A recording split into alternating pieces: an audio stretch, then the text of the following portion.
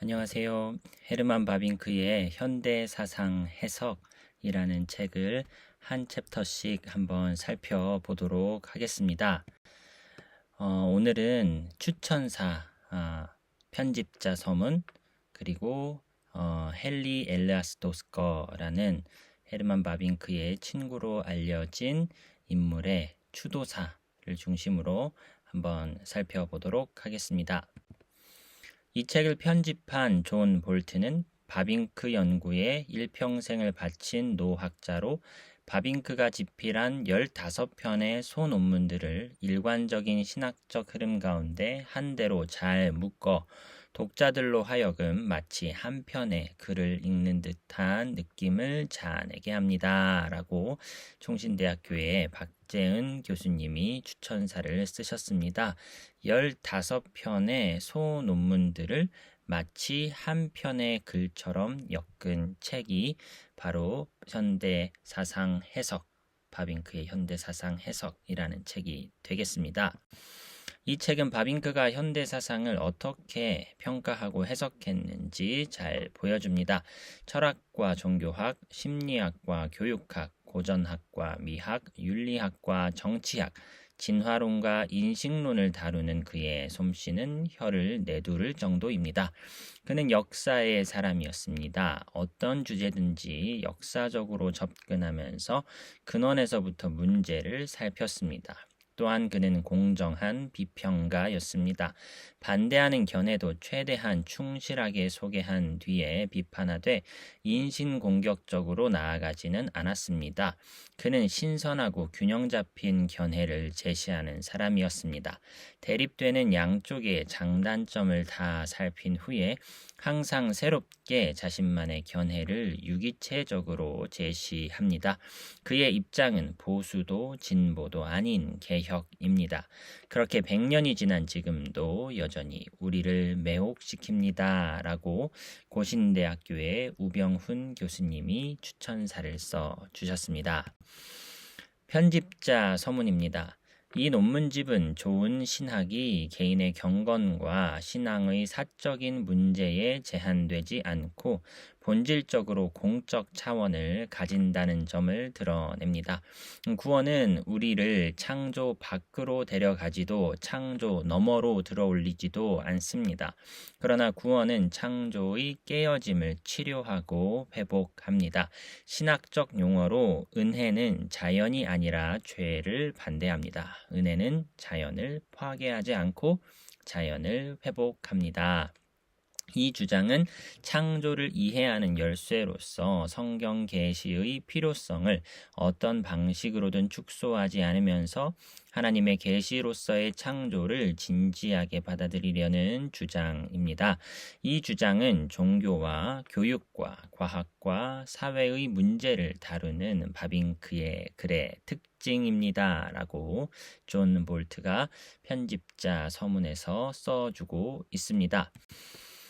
헨리 엘르아스 도스커라고 하는 인물이 헤르만 바빙크의 친구로 알려진 이 인물이 헤르만 바빙크에게 보내는 추도사 내용을 살펴보겠습니다.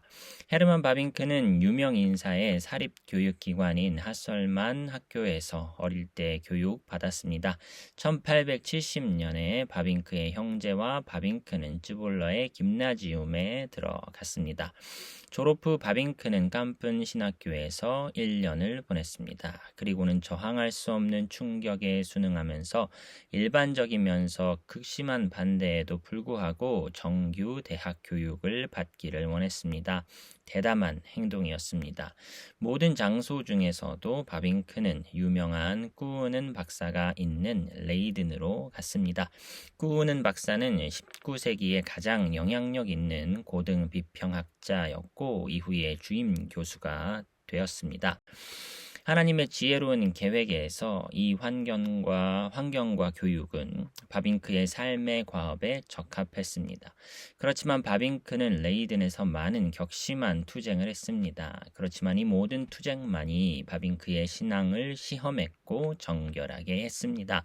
바빙크는 모든 교사에게서 사랑을 받으면서 츠빙글리의 윤리학이라는 박사학위 논문을 쓴 후 1880년 6월 10일에 신학박사 학위를 받아 대학을 떠났습니다. 간푼에서 돌아와서 바빙크 박사는 곧바로 신학교 이사회의 검증을 받아야 했습니다. 바빙크가 받은 대학 교육 때문에 이런 검증은 당연히 일반적인 경우보다 주의 깊게 이루어졌습니다. 그렇지만 바빙크는 우등으로 통과했습니다. 바빙크가 가는 곳마다 죽기까지 바빙크는 1834년에 분리교회의 충실한 아들로 남았습니다. 2년이라는 짧은 시간 동안 바빙크는 자기 인생에서 단순한 일화가 될 프라너꺼르 교회의 목사가 되었습니다. 바빙크는 최근에 설립된 암스테르담 자유대학교의 임용 제안을 2번 연속으로 거부했습니다. 왜냐하면 스스로를 미움을 받는 분리자로 완전히 알려지기로 했기 때문입니다. 프라너꺼르에서 보낸 2년은 황금기였습니다. 프라너꺼르에서 바빙크는 설교의 기교에 완전히 숙달했습니다. 바빙크는 대중의 관점과 목회의 실천적인 측면을 이해하는 법을 배웠습니다. 교회당은 항상 문전성시를 이뤘습니다. 왜냐하면 사람들이 바빙크에게 듣고자 먼 거리를 달려왔기 때문입니다.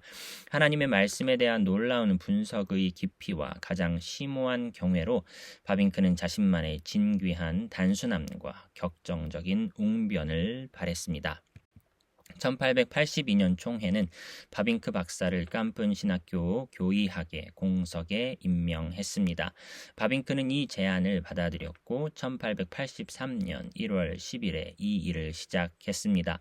이날에 신학의 원리와 내용과 목적을 규정하는 거룩한 신학의 학문이라는 취임 연설을 했습니다. 이 연설은 고요한 주목을 받으면서 알려졌습니다. 이 연설은 신학교와 교회의 역사의 새로운 중요성을 강타했습니다. 이 연설은 새로운 시대의 새벽을 알렸습니다. 그리고 모든 눈이 성장 중인 바빙크에게 고정되었습니다. 카이퍼 박사는 1883년 1월 21일자 드 헤라우트에서 이렇게 말했습니다. 이제 이 연설은 진정한 학문적 개혁 신학을 보여준다. 여기서 첫 번째 원리는 다시 정확히 시작된다.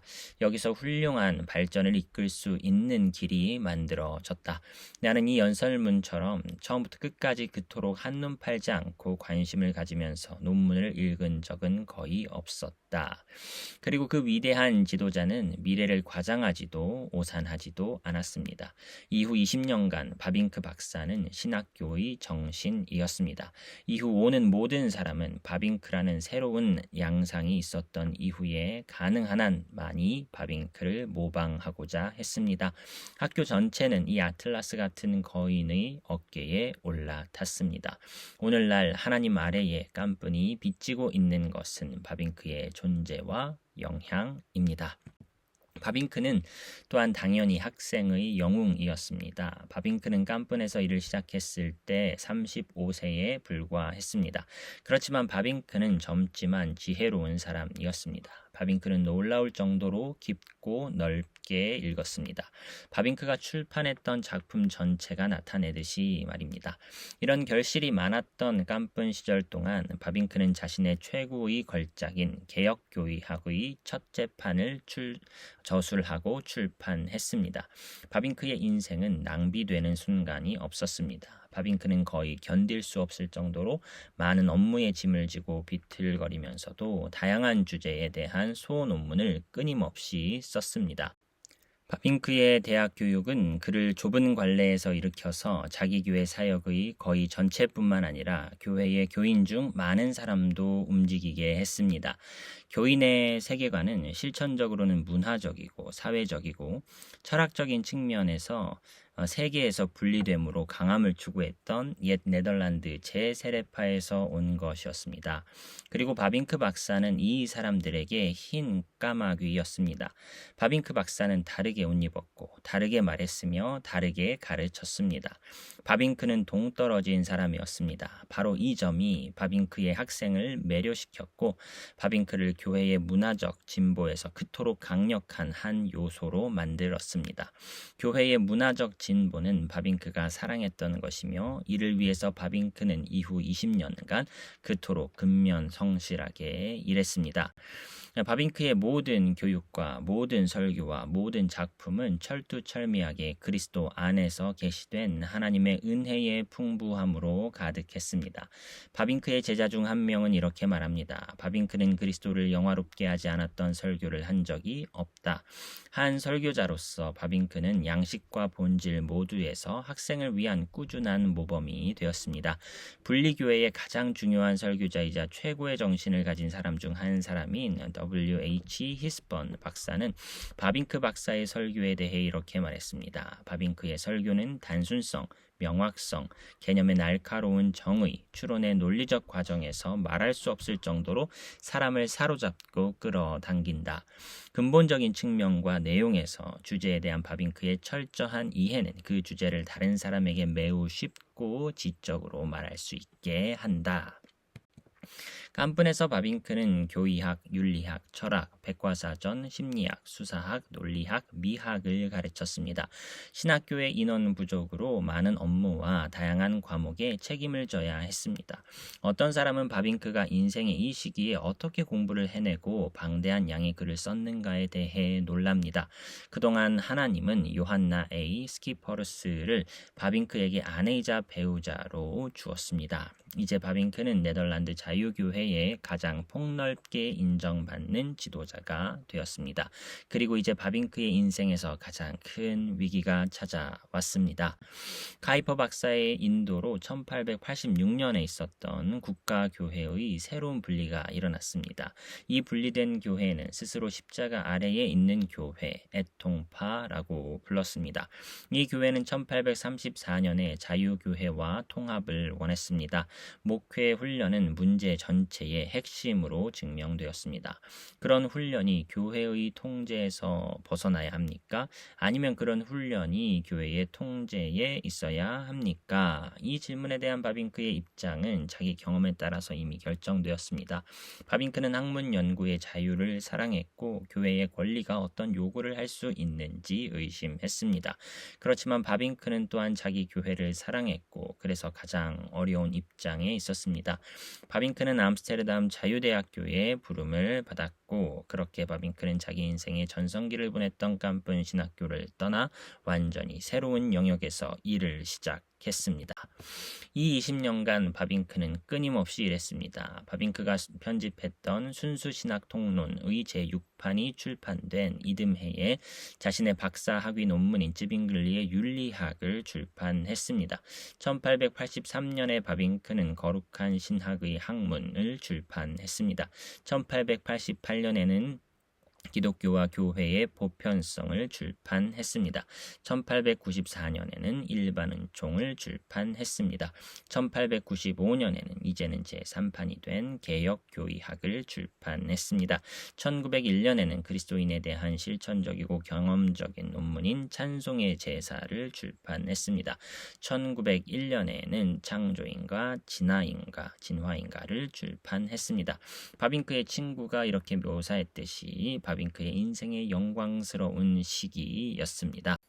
자유대학교에서 바빙크는 카이퍼 박사를 뒤이었습니다. 카이퍼와 바빙크라는 두 위대한 지도자를 비교하는 것은 실천적으로 불가능합니다. 그렇지만 제게는 정확한 학문의 범위에 있어서 바빙크 박사는 카이퍼 박사를 능가했던 것처럼 보입니다. 1902년 암스테르담 자유대학교에 들어가면서 바빙크 박사의 작업은 1882년 깐푼 신학교에 들어갔을 때 했던 일 이상으로 바빙크의 능력에 대한 크나큰 시험이었습니다. 그리고 이렇게 바빙크의 인생의 제2의 전성기가 시작됩니다. 됩니다. 1902년 12월 17일 수요일에 바빙크는 종교와 신학에 대한 취임사로 암스테르담에서 일을 시작했습니다. 이 취임사는 독자에게 바빙크의 학식의 광대함에 대한 어떤 개념을 주는 그런 종류의 모범이었습니다. 암스테르담에서 바빙크 박사는 교의학과 철학과 윤리학을 가르쳤습니다. 바빙크의 정신은 이제 완연한 성숙에 이르렀습니다. 바빙크의 무르익은 학문은 모두에게 인정받았습니다. 그리고 그의 능력이 성장함에 따라 그의 겸손도 성장해 갔습니다. 최소한 바빙크의 편지는 이 사실을 보여주는 듯합니다. 더욱이 바빙크의 신앙은 이전 이상으로 더 간단하게 성장했습니다. 바빙크가 대학에서 가르치기 시작한 해에 동시대의 윤리학에 대한 연구인 현대의 도덕을 출판했습니다. 2년 후에는 기독교 세계관과 기독교 관점에서 본 학문을 출판했습니다. 1907년에 바빙크의 진화론에 대한 공정한 논의의 찬성과 반대가 광범위한 관심을 끌었습니다. 더 적은 분량인 이런 작업 외에도 1907년에는 두 번째 대작 하나님의 큰 일을 출판했습니다. 1년 후에 바빙크는 계시 철학을 스톤 강연에서 강의했습니다. 전쟁은 바빙크를 크게 시험했습니다. 1918년에 바빙크는 흐느끼듯 읽히는 편지를 썼습니다. 바빙크는 이렇게 말했습니다. 우리 현대 문명은 죽었네. 문명의 평형을 되찾기까지는 1세기가 걸릴 것이네. 모든 곳에서 새로운 문제가 나타났습니다. 가장 강한 반대에 직면하면서 바빙크는 현대 세계에서의 여성을 출판할 용기를 얻었습니다. 이 책에서 바빙크는 명확히 여성 참정권을 변호했습니다. 그는 나라의 모든 부분에서 가르치고 쓰고 강의하고 설교하는 일을 계속했습니다. 1920년 레이우바르던 총회 중 탁월한 연설의 말미에 바빙크가 자기 의자로 넘어지게 되었고 이로 인해 회의장을 떠났습니다. 바빙크의 과업은 끝났습니다. 죽음의 손길이었습니다.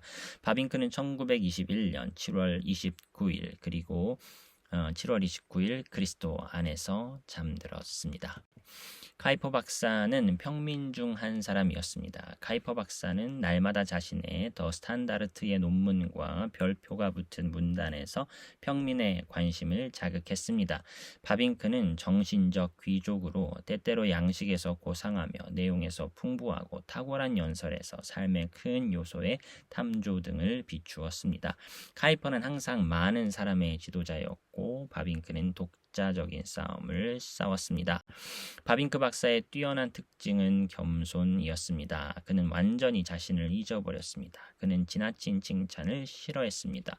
그는 모든 진정으로 위대한 사람이 그랬듯이 겸손했습니다. 왜냐하면 바빙크는 자기가 이룬 모든 성취가 그가 찾고자 하는 위대한 진리의 장막의 끝자락만을 들어 올렸을 뿐임을 너무 잘 알았기 때문입니다. 바빙크의 영광은 무한한 고통의 영광이었습니다. 바빙크의 성격상 거의 숫개가 없을 정도로 수줍어했습니다. 잡담을 할 수 있는 돈은 제한되어 있었고 응접실의 재담은 바빙크를 쉽게 지루하게 했습니다. 그가 선 설교단이나 연단에서 쏟아내는 단어는 무궁무진했지만 평소에는 말이 부족한 것처럼 보였습니다. 바빙크의 진정한 삶은 연구의 삶이었습니다. 그의 책이 가장 친한 친구였습니다. 바빙크의 정신력은 놀라웠습니다. 그의 정신처럼 융통성이 있는 사람은 드뭅니다. 바빙크는 거의 모든 연구 분야에서 탁월했습니다. 놀라운 언어학자였으며 교의학의 영역에서 떠오르는 샛별이었으며 철학자로서 대단했고 교육학에서 권위자였으며 일상생활과 만나는 측면에서는 굉장히 인간적이었으며 그리스도인의 경험을 다룰 때에는 부드럽게 했습니다. 반대자에 대한 바빙크의 절대적인 공정함은 가끔 우유부단하다는 인상을 주었습니다. 하지만 이런 약함에도 바빙크를 비난하는 사람들은 그를 여전히 오해합니다. 그를 완전히 오해합니다.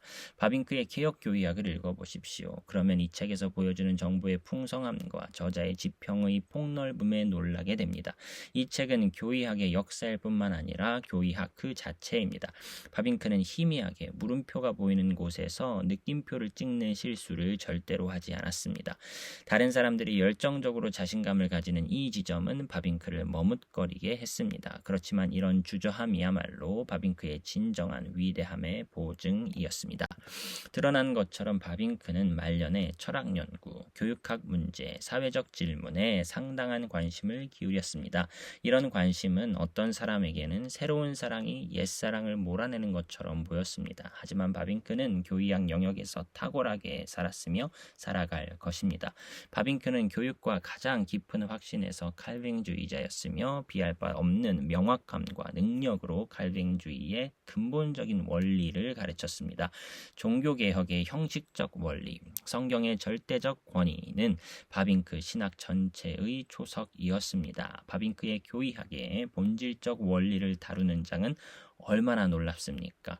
종교와 계시된 종교 사이의 구분은 얼마나 날카롭습니까? 종교는 인간이 하나님을 추구한다. 계시된 종교는 하나님이 인간을 추구한다. 그리고 그런 추구가 계시를 필요로 한다라고 말했죠. 바빙크 박사는 강경하게 계시의 핵심적이고 유기적인 개념을 지지했습니다. 이 개념은 결정적으로 목적론적인 입장입니다. 이미 말했듯 바빙크는 영감의 교리에 단호했습니다. 그렇지만 바빙크는 성경에 대한 모든 비평적인 공격을 두려워하지 않았습니다. 이런 공격은 예상되었습니다. 왜냐하면 선지자와 사도의 저작은 역사의 영역 외부가 아니라 내부에서 기원했기 때문이다. 인간에게 들어오면서 성령은 언어와 지적인 자질로 들어온다.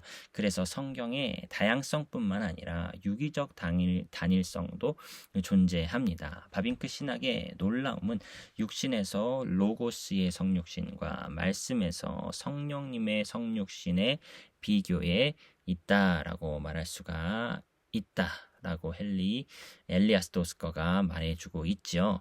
바빙크는 말씀의 충만함이 고갈되지 않는 한 유기체로서의 신학은 항상 확장할 것이라고 봅니다. 종교가 아닌 하나님이 신학의 대상입니다. 이 사실을 잊는다면 인간은 비종교학이라고 부르는 미궁에서 자신을 잃어버릴 것이며 기독교 신학에서 자신을 끊어놓아 버릴 것입니다. 그리고 이런 신학에는 신앙으로 간직하는 계속해서 배워야 할 유일한 대상인 하나님이 있습니다. 마음과 지성으로 하나님을 섬기는 것은 모든 참된 기독교 신학의 목적입니다. 최근에 우리는 자주 과학이 정확하며 사실에 근거하여 세워졌다고 말했습니다. 반면에 신학자는 신앙의 학문을 세운다고들 합니다. 바빙크 박사는 하나님이 보이지 않는 세계에 속하며 그렇기에 학문에 알려질 수 없다는 사실을 인정합니다. 그렇지만 바빙크는 모든 보이지 않는 것은 알 수 없는 것이다 라는 격언으로 과학자에게 경고합니다. 이 격언을 받아들인다면 윤리학, 심리학, 철학, 심지어 자연과학 자체에서도 무엇이 남아 있습니까? 모든 학문은 궁극적으로 신앙에 근거하며 신앙을 요구합니다. 따라서 기독교 신학이 비학문적이라는 주장은 완전히 거부됩니다. 저는 개혁교의학을 통해 바빙크 박사를 따를 시간과 공간을 가지기를 원합니다. 바빙크는 항상 가장 높은 문화와 가장 달콤한 정신을 소유합니다. 항상 반대자에게 선한 것이 무엇인지 알고 교리의 취급에서 명확하며 정의에서 주의 깊으며 비판에 인정을 베풀며 결론에서 분명합니다. 앞에서 말했듯 바빙크는 절대 호언장담하지 않습니다. 바빙크의 책에는 격정적인 폭발도 신랄한 공격도 없습니다. 바빙크는 예나 지금이나 끝없는 박식함을 갖춘 사람입니다. 보수적입니까? 절대 아닙니다. 들어보십시오. 신학은 사실 보수적이다. 신학은 과거 세대의 유산을 받아들인다. 그렇지만 이 유산을 낭비하는 것이 아니라 물려준다. 다음 세대가 따르도록 가능하다면 확장되면서도 개혁된 채로 말이다. 신학은 이런저런 얻어진 보물을 받는다. 비판의 용광로에 계속 신학을 내던져버리는 것이 아니라 예전 시대만큼 대단한 우리 역시 우리 자신의 영혼에서 발견되는 진리와 아름다움을 경험할 수 있는지를 이런 보물을 넘겨줌으로 확인하기 위해서 말이다. 항상 신학의 영역에서 새로운 어떤 것을 찾고자 하는 것은 단순한 망상이다. 자연 연구의 빛나는 결과는 많은 신학자가 신학의 영역에서 새로움을 찾게 이끌 수 있었다. 그렇지만 실망은 항상 그런 호기심을 버렸다. 그러나 동시에 신학은 진보적인 학문이다. 과거를 존중하면서 신학은 노인 토대 위에 세워진다. 신학 자체가 완수되고 그 최종 목적을 이루기까지 말이다. 신학은 칼케돈에도 도르트에도 머물지 않는다. 신학은 확신을 가지고 있다.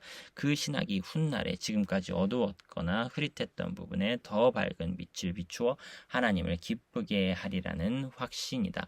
그때까지 신학은 과업을 완수하지도 않을 것이며 그 목적을 이루지도 않을 것이다. 이 말이 바빙크 박사의 신학이다 라고 엘리아스 도스커가 말해줍니다. 바빙크는 자기 교회의 어떤 구성원도 혹은 자기 학과의 어떤 구성원도 초대받지 않았던 곳에 나타났습니다. 그곳에서 바빙크는 1915년 7월 7일에 무의식의 교리에 대해 학술회에서 연설했습니다. 그리고 제8차 네덜란드 철학회 앞에서 영혼의 정복이라는 주제로 강연했습니다. 일부 소심한 사람들은 이런 관심의 보편성에서 약한 징후를 공공의 적에게 손을 내밀려는 시도로 보았습니다. 실제로 이런 강연은 바빙크의 참된 위대함의 증거였습니다. 바빙크는 요한과 같은 영혼을 가졌습니다.